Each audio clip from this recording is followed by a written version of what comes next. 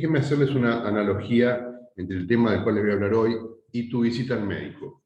Típicamente esa persona, antes de decidir ninguna actividad, ni ningún curso de acción, ni recomendarte nada, te va a hacer preguntas, bueno, al principio bastante triviales y tontas, como para romper el hielo, y después te va a empezar a preguntar por cosas que tienen que ver con la salud de tus viejos, si están vivos, si alguna tuvieron dolencias cardíacas, problemas de hipertensión. Es decir, va a tratar de establecer la secuencia genética eventual de alguna patología que vos pudieras tener. Te ocultan, analizan el estado de tu sistema respiratorio y después te piden una batería de estudios. Yo nombré algunos ahí típicos, hemograma, glucosa en sangre, colesterol. A ver, mi clase de hoy es un poco, ¿cuál es la lista de control? O sea, el equivalente de esa prescripción de análisis clínicos que hace una persona que analiza la situación económica del país. Es decir, ¿qué es lo que miran las personas, economistas o no, no importa, economistas en general, pero cualquier persona curiosa o interesada en la situación de un país determinado, qué cosas miran que les sirven para tratar de entender la marcha o la situación y eventualmente encontrar estrategias adecuadas para el cuidado de la salud de la economía? Bueno, lo que van a ver ahora ustedes es una captura de pantalla que hice para esta clase de la landing page. O sea, vos entras a la página del INDEC, haces clic en la página del INDEC y te aparece esto. Una especie de infografía. Una especie de infografía. Sí, algo parecido a lo que tu médico clínico tiene en la pantalla de la computadora cuando vos lo volvés a visitar un año después y el tipo está mirando, bueno, qué te había dado la hipertensión, qué te había dado la medición de la tensión arterial, qué te había dado, no sé, peso, bueno, los hechos básicos de tu biografía en términos clínicos. Y lo que ustedes ven en pantalla es, en la parte superior de mi diapositiva, una captura de pantalla, les decía, de la página, de la página principal del INDEC. El INDEC, como ustedes saben, es el Instituto Nacional de Estadística y Censos. Todos los países tienen un INDEC. Todos los países tienen un INDEC, algunos tienen más de uno. Estados Unidos tiene varios, por ejemplo, son tipos un poco maniáticos con el tema de medir y analizar su economía. Nosotros tenemos uno. Después hablamos un poquito de la página del INDEC, de cómo usarla y todo eso. Entonces, en la página superior que vos estás viendo ahí, tenés, les decía, una infografía de la página principal del INDEC. Y después hay anotaciones mías sobre esa página. Se los pegué en el PowerPoint y hice un par de anotaciones. Les cuento. En la página principal o la landing page, ves que hay un montón de solapas que dice acá, ¿ves? Estadística, servicios y herramientas, el INDEC. Esta debe ser una solapa donde vas a un lugar donde hay una descripción institucional del INDEC, sus autoridades, comunicación, comunicado de prensa, contacto, por si querés escribirles para hacer una consulta. Todo eso, algún día ustedes lo van a usar, se dedican a hacer investigación aplicada. Y abajo yo hice algunas anotaciones que me interesaban a mí para entrar en tema con la cuestión del día. Fíjate que el número 1, que acá puse un circulito, metí un circulito y abajo una referencia, dice población, estimación 2021, 45.808.747. A ver, ¿cómo sabe el INDEC cuál es la población de la Argentina hoy? Que es un estadístico demográfico importante. Bueno, en realidad no es que lo sepa directamente, no es que el INDEC cuente, por ejemplo, hoy la cantidad que hay de gente que hay en la Argentina, sino que cada tantos años el INDEC hace un conteo de la población, eso se llama censo. Ustedes deben conocer eso, alguna vez lo deben haber visitado en su casa, un censo de población y vivienda. Y después, regularmente, el INDEC realiza un muestreo de hogares. Un muestreo quiere decir que elige un subconjunto del total de la población del país, de hogares, a los cuales visita, y en base a ese muestreo, que le permite examinar en el tiempo la conducta de la población, hace una estimación de población, del crecimiento poblacional. Es decir, eso que vos ves ahí es una estimación muestral de una población, no es un recuento. El recuento lo vamos a saber cuando hagamos un nuevo censo dentro de poco tiempo. El segundo indicador que ustedes ven ahí dice, que yo puse un circulito naranja que dice 2, dice tasa de desocupación primer trimestre de 2021, 10,2%. Bueno, en base a la misma muestra que les conté recién, esa muestra que usa, esa muestra de aglomerados urbanos, así se llama. Se entrevistan hogares en un conjunto de aglomerados urbanos como Capital y Gran Buenos Aires, Gran Rosario, Gran Mar del Plata, Gran Mendoza, etcétera, etcétera. Después, si quieren averiguar un poquito más de eso, miren un poco el comunicado de prensa de la encuesta permanente de hogares que describe esa muestra. No es necesario, no es obligatorio, pero sí, que da curiosidad, ahí está. En base, digo, a esa misma encuesta, a esa misma muestra, se releva la condición laboral de los hogares. De nuevo, eso no es un censo, no es un conteo, sino que es una encuesta a una muestra representativa de los hogares de la Argentina. Y en base a esa muestra, a esa encuesta, se identifica en cada hogar la condición de actividad de los miembros de ese hogar. Si trabajan, y si no trabajan, le preguntan si están buscando trabajo o si no lo están buscando. En un ratito le voy a contar qué quiere decir la tasa de desocupación, pero como como se pueden dar una idea, es un descriptor. El nombre técnico es un estadístico, un descriptor de la proporción de personas que están desocupadas en un momento del tiempo en la fuerza de trabajo. De eso vamos a hablar hoy también. Si siguen mirando a la derecha de esa variable, dice precios al consumidor, ¿no? Hay un número 3 que puse yo, un redondelito, y abajo puse una referencia. Bueno, digo, también el INDEC analiza el costo de comprar una cesta normalizada de bienes y servicios. Eso es un índice de precios. El INDEC confecciona un índice de precios, el IPC, índice de precios del consumidor. En la clase mía del lunes que viene les voy a contar los detalles de eso, pero quiero adelantarles de qué va la historia. Es decir, un estadístico que en este caso describe cuánto cuesta comprar una cesta estandarizada, normalizada, de bienes y servicios, después voy a contar qué quiere decir eso, en referencia a cuánto costaba en tiempo atrás, en un año que se fija y que se llama año base, que se usa para comparar, ¿no? ¿Cuánto te cuesta comprar? Como yo te dijera, ¿cuánto te cuesta comprar, qué sé yo, un kilo de carne hoy? Ah, ok. ¿Y cuánto costaba comprar un kilo de carne en el año 2010?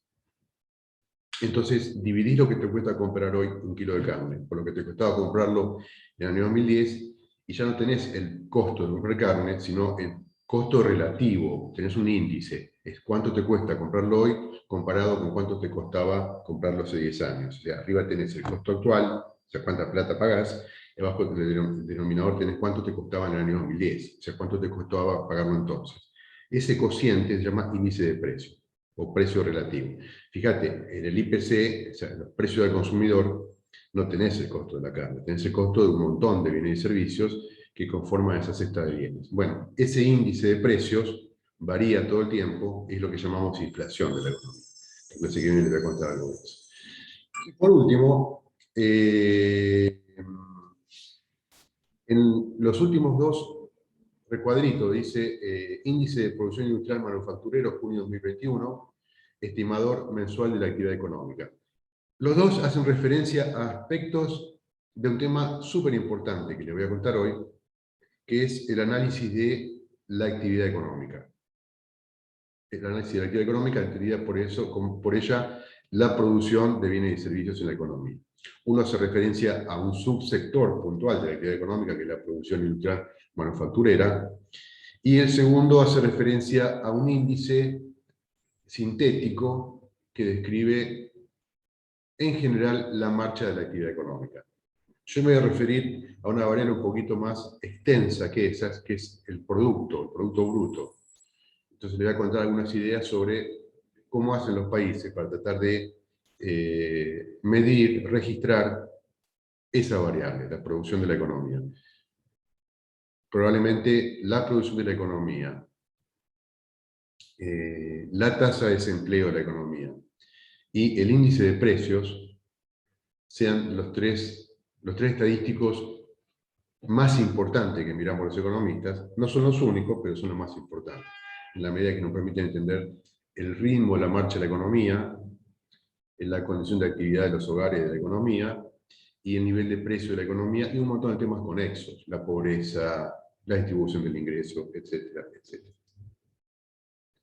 Entonces, como son muy importantes, voy a empezar por la que es la variable agregada más importante de la economía. Acuérdense que en el capítulito ese que ustedes deberían leer, capítulo 17 del libro de Bernanke y Frank, hay una parte que hace referencia a una actividad conceptual que hacemos los economistas, que es la agregación.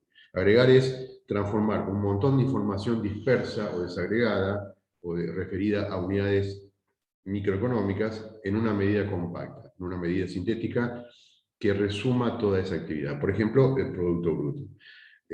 La agregación es una actividad clave para analizar la macroeconomía, porque cuando vos estudias macroeconomía, estudias la economía como un todo, es decir, que estás obligado a agregar la información. Bueno, vamos a ver un problema o una situación para un poco contarles o presentarles este concepto del Producto Bruto de la economía, y para que ustedes se hagan una idea aproximada de qué situación viene a resolver este concepto. Imagínense que este invento de la contabilidad del producto, que se llama la contabilidad del Producto del Ingreso Nacional, no ha existido desde los tiempos inmemoriales. Quiero decirte, no sé, pongámosle una fecha, un punto de partida, no sé, al capitalismo, 1848, ¿no? Para tomar un poco la periodización de Hochman, ¿no? El librito ese famoso de las revoluciones burguesas o la era del capital.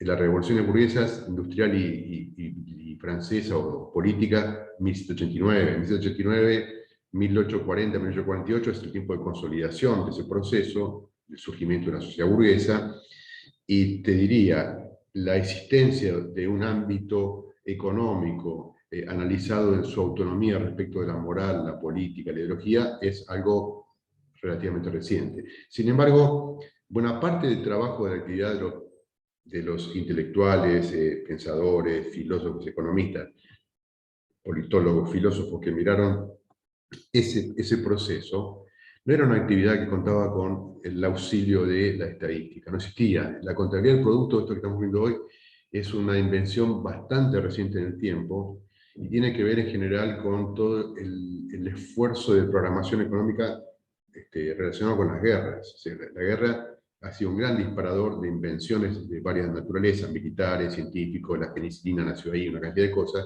Bueno, la contabilidad nacional medio como que está relacionado con ese proceso de racionalización del uso de los insumos, ¿no? Cuando los insumos son pocos hay un esfuerzo bélico y debe ser muy planificado el uso de los insumos. Y yo te diría que esta manera de entender la medición de la economía no tiene más que 70, 80 años, no mucho más. Es decir, si lo mirás en perspectiva histórica, es una disciplina bastante reciente. Entonces, déjenme contarles con una viñeta el tipo de problemas que viene a resolver ese departamento o esa disciplina de la economía. Imagínense ustedes que tenemos una pequeña economía ficticia de un país que se llama Huertalandia. El nombre tiene que ver con que básicamente fuera de un producto manufacturero, ese país es una huerta, esa economía produce 3 manzanas, 3 bananas y 4 pares de zapatos. Entonces, ahí tenemos una primera pregunta. Si yo tuviera que resumir cuál es la actividad económica de Huertalandia,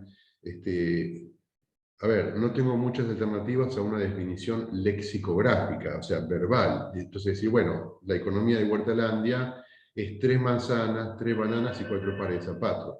Y eso me deja bastante insatisfecho, porque en definitiva se parece bastante a un cuento lo que te estoy diciendo como solución al problema.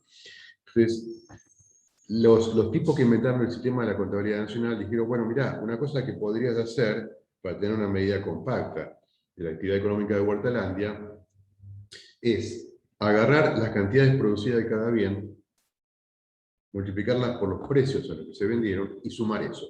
Entonces sumás el precio de las bananas por la cantidad de bananas vendidas, el precio de las manzanas por la cantidad de manzanas vendidas, y el precio de los zapatos por los pares de zapatos vendidos. Y eso te puede dar una idea del valor económico y por lo tanto de la actividad económica de Huertalandia. Les doy 2 minutos para que hagan exactamente eso, que ustedes me cuenten, hagan una cuenta en un papelito y me digan cuál es el resultado de hacer eso, de multiplicar la cantidad de bananas por el precio, más la cantidad de manzanas por el precio, más la cantidad de zapatos por el precio. Y ahí van a estar calculando una variable muy importante de la cual vamos a hablar todo el resto de la materia. ¿Qué tal? Buen día. ¿Cómo estás? Si no hice mal la cuenta, creo que da 82.25. ¿Me dictás tu cuenta? ¿Así la copio? O sea, Sí, multipliqué dale. las bananas por 3, 0.25 por 3. 0,25, espérate. 0,25 por 3, más Lo mismo con las manzanas, 0.5 por 3. la manzana sería 0,5. Creo que sí, sí, no recuerdo mal. Sí, sí. Gracias. Más Y los pares de zapatos, 20 por 4. 20 por 4. 4. ¿Y eso te dio? Eso me dio en total 82.25. 0.75 las bananas, 1.5 las manzanas y 80 los pares de zapatos. Fantástico. Bueno, ¿cómo le fue el resto con eso? Igual. Bien, Igual. bien, fantástico. Ahora fíjate, ¿qué hicimos ahí? ¿Qué es lo que queremos averiguar nosotros de esa economía? Acuérdense que mi objetivo era tener una medición de la actividad económica de la sociedad. Es decir, a mí me interesa, ¿cuál es la variable que me interesa? ¿Cuál es la magnitud que me interesa? A ver, somos, El total, somos el las total del autoridades de producto. Huertalandia, ¿no es cierto? Ven esa cuesta de pantalla si lo veo a ustedes. Somos las autoridades de Huertalandia. Y estamos en un conflicto con, qué sé yo, Proteínalandia, un conflicto comercial.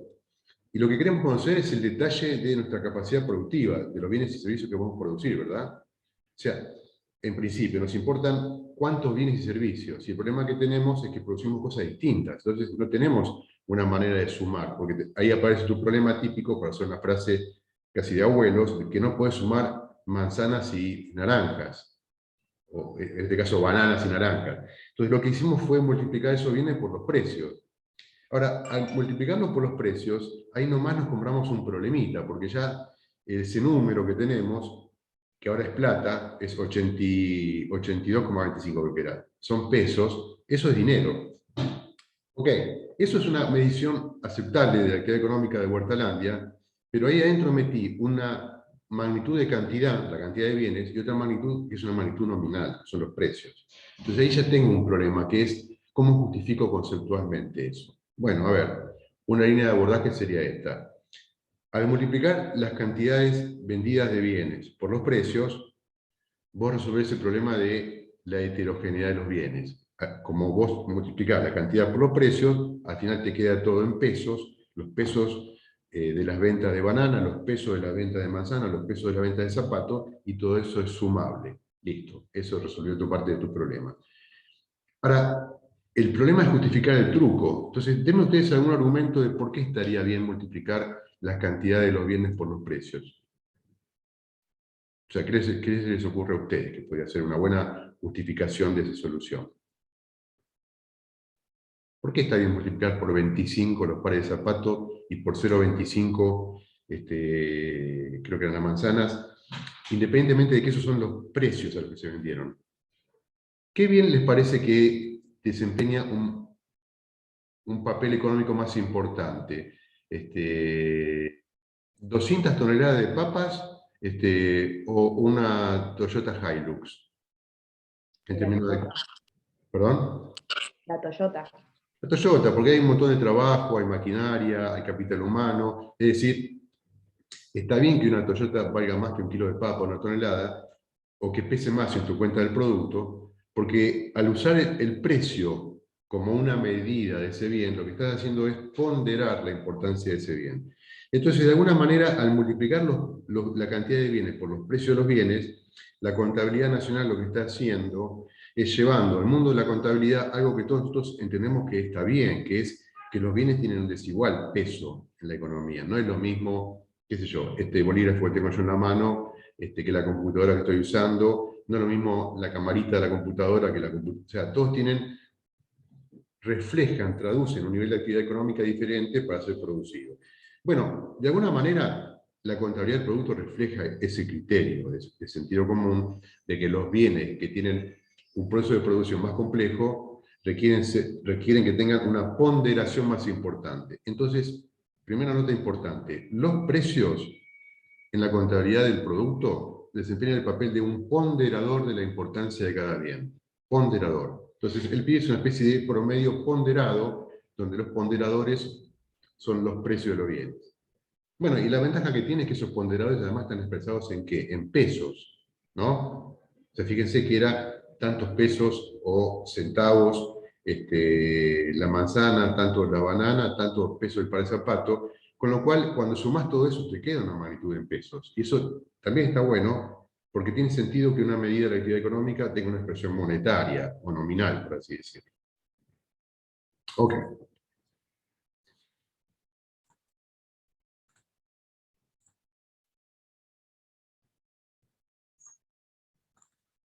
Déjenme seguir un poquito con esta breve historia y déjenme contarles ahora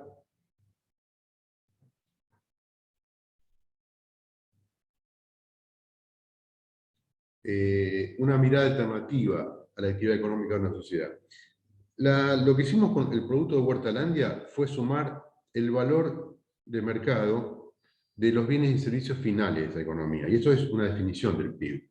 El PIB, o sea, el Producto Interior Bruto, o PBI, como se lo llamaba antes, Producto Bruto Interior o Producto Bruto Interno, es el valor de mercado de los bienes y servicios finales que produce una economía en un determinado periodo de tiempo.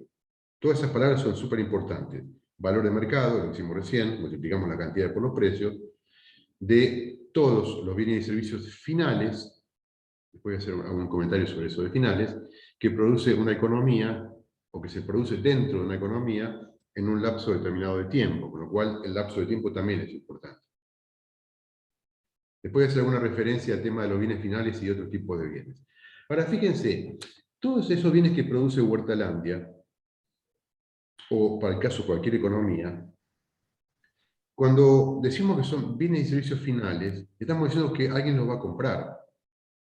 Que alguien los va a comprar. Entonces, otra manera de mirar la actividad económica de Huertalandia o de cualquier economía es tratando de entender quién compra la producción. Acuérdense que cuando se corte la sesión nos lo guiamos de nuevo con el mismo link.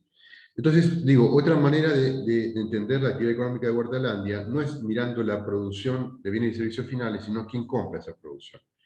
Y en general, tiene bastante sentido, y van a ver que después va a ser muy importante para nosotros cuando tratemos de entender la macroeconomía en términos de la conducta de un conjunto de agentes, es muy importante clasificar esas decisiones de compra de los bienes de la economía en función de quién lo compra.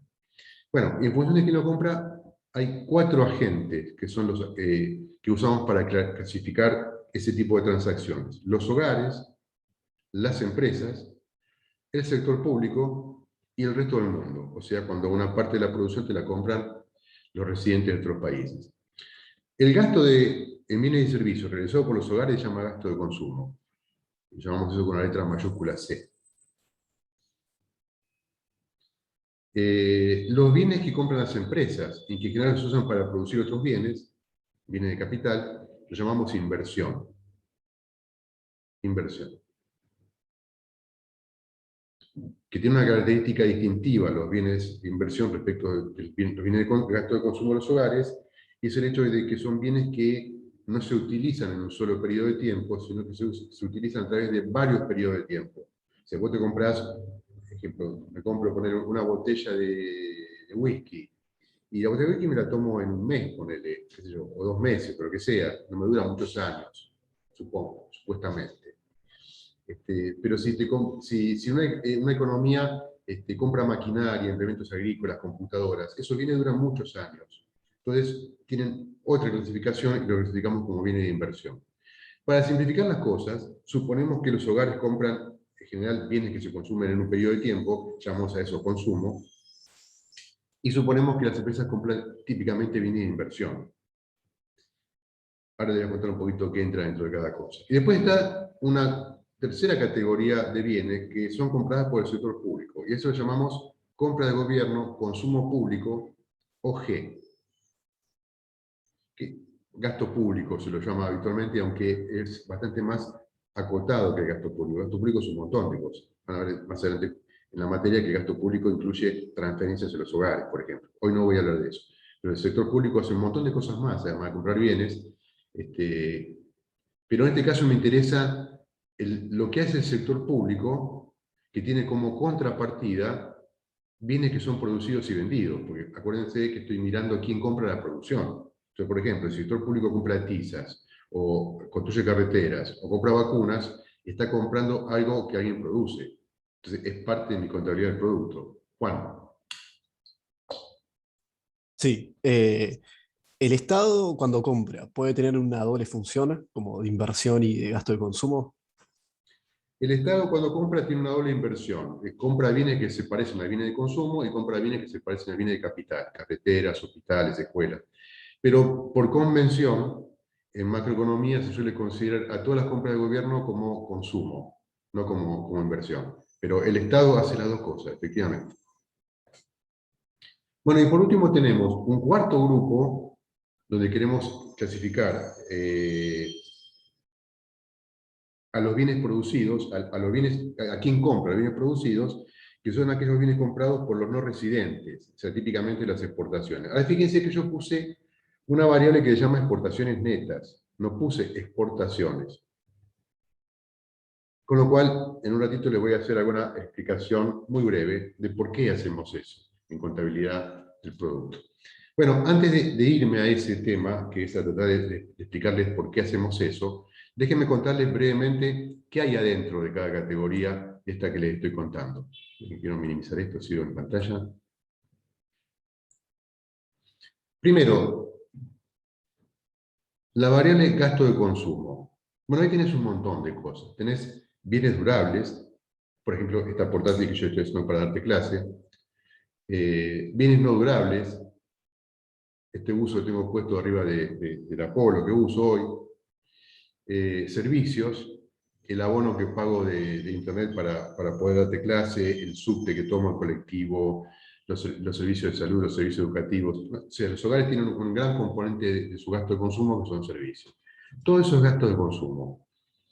Por eso cuando vos haces un ejercicio de macro, típico ejercicio de examen de macro de esta materia, que te dan un listado de un montón de atributos y te dice, bueno, mira, esta economía tiene tanto en gasto de consumo, tanto en consumo durable, tanto en consumo no durable, tanto en servicios, vos tenés que saber que si hay un ítem, una entrada que dice gasto de consumo, esa entrada es la que sumás para calcular el producto y no le agregás toda la demás, porque el consumo ya tiene adentro bienes durables, bienes no durables, servicios. Es decir, si en el ejercicio dijera solamente consumo de bienes durables, consumo de bienes no durables, consumo de servicios, entonces vos tendrías que construir la variable de consumo como la suma de esas. Pero si en el ejercicio aparece una línea que dice consumo de los hogares, vos ya sabés que eso incluye todo lo demás y por lo tanto omitís las otras. Trucos de ejercicios de examen. Gasto de inversión. El gasto de inversión incluye tres tipos de cosas. Primero, incluye todas las decisiones de las empresas de adquisición de equipamiento, tecnología, computadoras, máquinas, etcétera, etcétera, etcétera, a lo que llamamos formación bruta de capital fijo. Pero también incluye la construcción de nuevas viviendas, sea para uso de instalaciones de empresas o sea para uso residencial, para vivienda. Cuando, digamos, las viviendas las construyen empresas o las computamos como se construyen empresas, aunque después las usen hogares que son las que las compran. Las viviendas nuevas son parte de lo que consideramos un gasto de inversión en la economía, cuando son recientemente construidas. Cuando después, ponele, alguien tiene un departamento en el que habita hace 20 años y decide venderlo, eso no se computa en el PIB, porque es una vivienda que ya fue computada en el año que fue construida y vendida. Ojo con eso, vas a tener ejercicios donde aparece vivienda nueva y venta de vivienda usada. La venta de vivienda usada puede generar algún ítem que se suma en el PIB si alguien realiza una actividad económica, por ejemplo, un servicio de real estate o de inmobiliarias o de, etcétera, de intermediación, que eso sí es una actividad económica nueva la que realiza esa empresa, pero no la vivienda misma. La vivienda misma es un bien que ya fue computado en el momento en que se vendió. Y bueno, el último renglón del gasto de inversión son los inventarios. Son las variaciones de los inventarios de las empresas. ¿Qué es eso? Bueno, vamos a verlo en detalle más adelante, pero para darte una introducción al tema, es esa parte de los bienes producidos por una empresa que no logran ser vendidos en un periodo de tiempo. O la parte de las materias primas o los insumos que usa una empresa para producir bienes que no terminan de utilizar y que le quedan en stock en un periodo de tiempo. Lo contabilizamos como parte de la inversión porque es como si las empresas se compraran esa producción no vendida o esos insumos no utilizados, se los comprara a sí mismo como una inversión para el periodo siguiente. Entonces los inventarios son parte de eso que llamamos inversión. Y finalmente están las compras del sector público, que son todas las decisiones del sector público nacional, provincial o local, que implican una contrapartida en producción y venta de bienes. O sea, si el sector público compra algo de los bienes producidos, ahí aparece la actividad del sector público como un agente más. Y por último, le decía las exportaciones netas. ¿Cuál es la identidad de las cuentas nacionales, o sea, la contabilidad del producto? Bueno, esa que ves ahí abajo, que dice que la producción interior, la variable Y, esa es la producción interior, o el PIB, es igual al gasto en bienes interiores, que es todo lo que está a la derecha. El gasto en bienes interiores es igual al gasto de consumo, más el gasto de inversión, más las compras del sector público, más las exportaciones netas. Como yo sé que es relativamente misterioso el papel de las exportaciones netas en esa identidad, déjenme que les cuente esta historia, una breve digresión sobre por qué usamos o zanjamos de esa manera la identidad de las cuentas nacionales. A ver, si nuestra economía no tuviera ningún vínculo con el mundo, todo sería bastante fácil o más sencillo, porque en esta identidad tendría que la producción interior, Y, o la compran los hogares, o la compran las empresas, o la compra el gobierno. No había ningún misterio. El problema aparece porque nuestras economías se intercambian con otras economías. Varias cosas, no solamente bienes, pero en este caso estoy hablando de los bienes. Entonces, como nuestras economías se intercambian con otras economías, yo tengo que hacer sitio a eso, admitiendo que vendemos una parte de la producción al resto del mundo y que importamos del resto del mundo una cierta variedad de bienes. Entonces, déjenme pensar un poquito eso desde el punto de vista de cómo se conforma el consumo de los hogares, la inversión de las empresas y las compras del gobierno.